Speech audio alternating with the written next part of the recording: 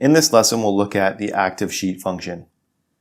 Generally speaking, the worksheets object is used much more often than the active sheets command. Making changes to the active sheet is not as specific as making changes to the worksheet with the actual name.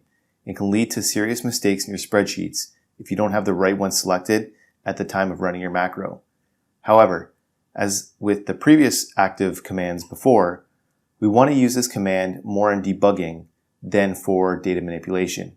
Having these active commands in your toolbox will allow you to find the problems in your code more quickly, rather than going through each line and looking to see what has happened. In this example, we're using the active sheet in order to tell VBA to set up a print setup prior to printing. As you can see, there are a variety of different methods, properties, and commands that you can create with reference to the active sheet. In this case, using active sheet makes sense, as you want to be printing what you're looking at. A macro like this would be connected to a button, as it automates all of the formatting decisions prior to the actual page setup. This allows you to create a template of sorts with whatever active sheet you're looking at, as you already know how you want it to look prior to printing.